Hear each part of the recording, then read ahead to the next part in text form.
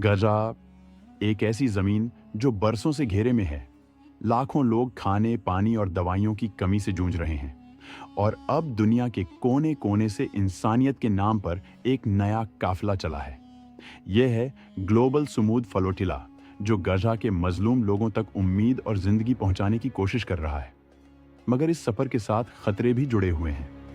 यह पहला मौका नहीं है कि इंसानियत के लिए जहाजों का काफिला गजा की ओर बढ़ रहा हो।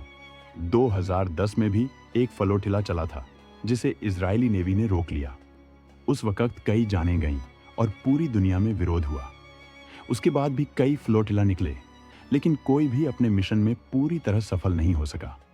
अब 2025 में एक और फ्लोटिला दुनिया का ध्यान अपनी ओर खींच रहा है।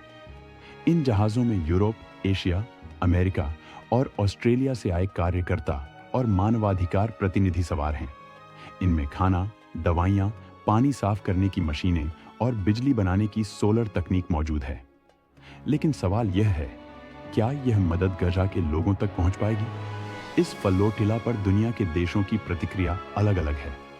इटली ने ऐलान किया है कि उसकी नेवी अब इस मिशन से पीछे हट रही है, क्योंकि इजरायली हमले का खतरा बढ़ रहा है। ऑस्ट्रेलिया ने अपने नागरिकों की सुरक्षा पर चिंता जताई है। संयुक्त राष्ट्र और मानवाधिकार संगठनों का कहना है कि गजा में अकाल जैसी हालत बन चुकी है और मदद रोकना इंसानियत के खिलाफ अपराध है।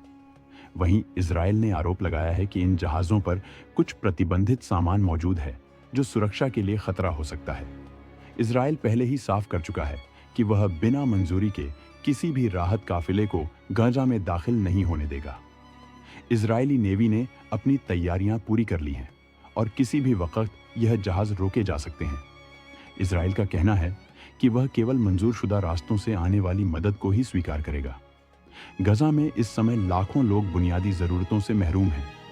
बच्चे भूख से बिलख रहे हैं, अस्पतालों में दवाइयां खत्म हो चुकी हैं और साफ पानी तक पहुंचना मुश्किल हो गया है।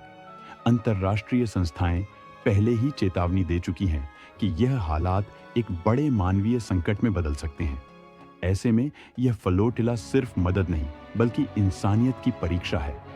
दुनिया भर में इस फ्लोटिला के समर्थन में प्रदर्शन हो रहे हैं।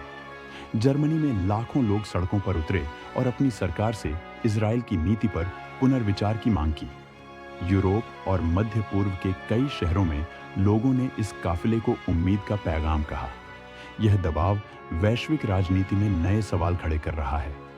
अगर इजरायली नेवी ने इस फ्लोटिला को रोका तो एक नया कूटनीतिक टकराव पैदा होगा।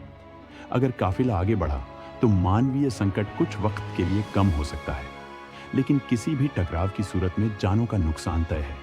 यह हालात पूरी दुनिया को फिर एक इम्तिहान में डाल रहे हैं कि वह इंसानियत के साथ खड़ी है या राजनीतिक फायदों के साथ। यह फ्लोटिला एक प्रतीक है, एक प्रतीक कि दुनिया के आम लोग अब भी उम्मीद, न्याय और इंसानियत के लिए खड़े हो सकते हैं।